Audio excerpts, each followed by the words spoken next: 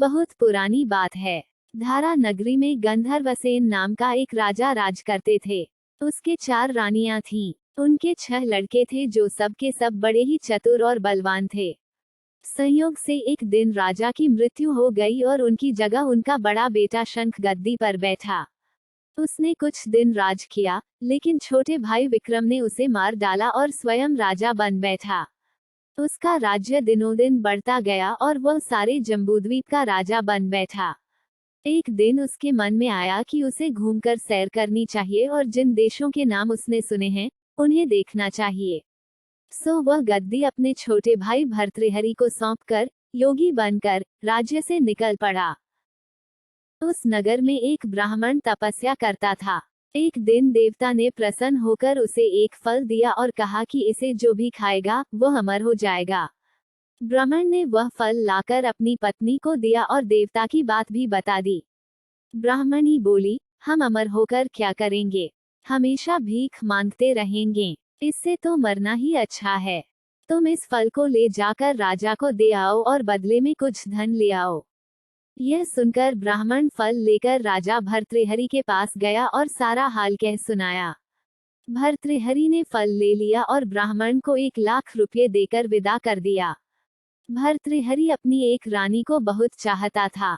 उसने महल में जाकर वह फल उसी को दे दिया। रानी की मित्रता शहर कोतवाल से थी। उसने वह फल कोतवाल को दे दिया। कोतवाल एक वेश्या के पास जाया करता था।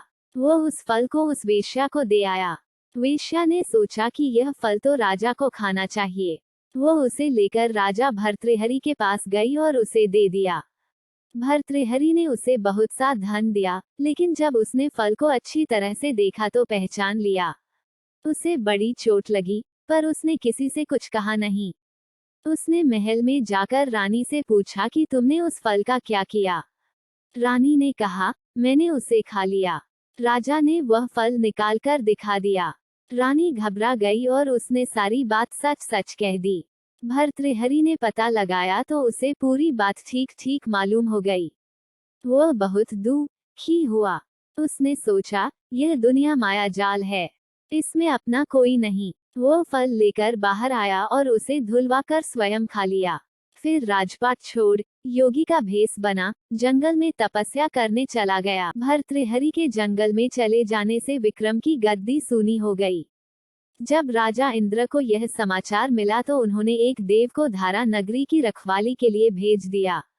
वह रात दिन वहीं रहने लगा। भर्तृहरि के राजपाट छोड़कर वन में चले जाने की बात विक्रम को मालूम हुई तो वह लौटकर अपने देश में आया। आधी रात का समय था। जब वह नगर में घुसने लगा तो देव ने उसे रोका। राजा ने कहा, मैं विक्रम हूँ। यह मेरा राज है। तुम रोकने वाले कौन होते? देव बोला, मुझे राजा इंद्र ने इस नगर की चौकसी के लिए भेजा है। तुम सच्चे राजा विक्रम हो तो आओ, पहले मुझसे लड़ो।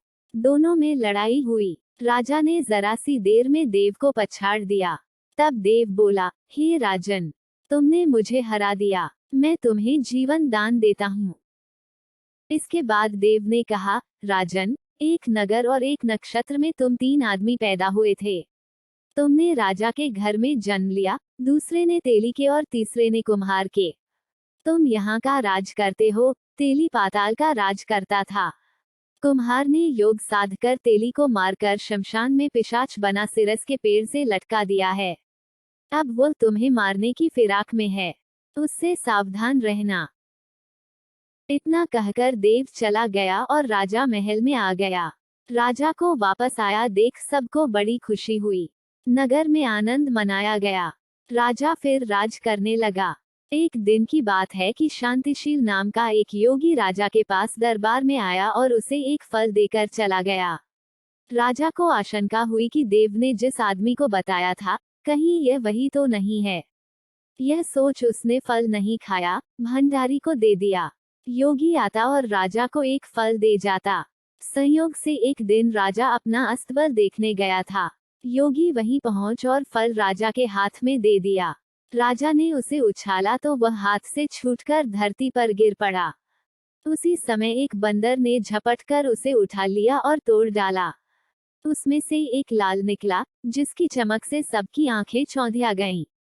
राजा को बड़ा अचरज हुआ।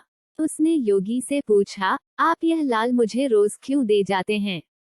योगी ने जवाब दिया, महाराज, राजा, गुरु, ज्योतिषी, वैद्य और बेटी, इनके घर कभी खाली हाथ नहीं जाना चाहिए। राजा ने भंडारी को बुलाकर पीछे के सब फल मंगवाए। तोड़वाने पर सब में से एक एक लाल निकला। इतने लाल देखकर राजा को बड़ा हर्ष हुआ।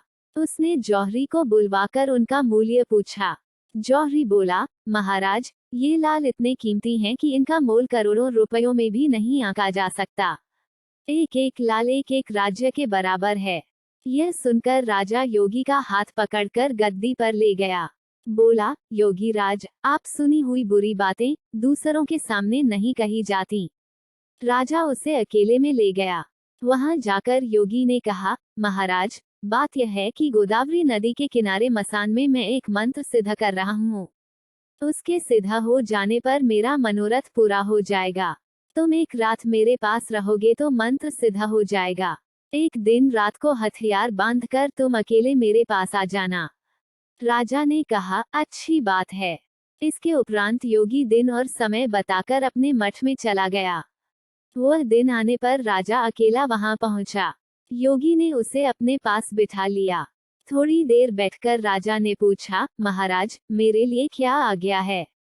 मित्रों, आगे की कहानी अगली वीडियो में जानेंगे, इसलिए चैनल को सब्सक्राइब जरूर करें। धन्यवाद।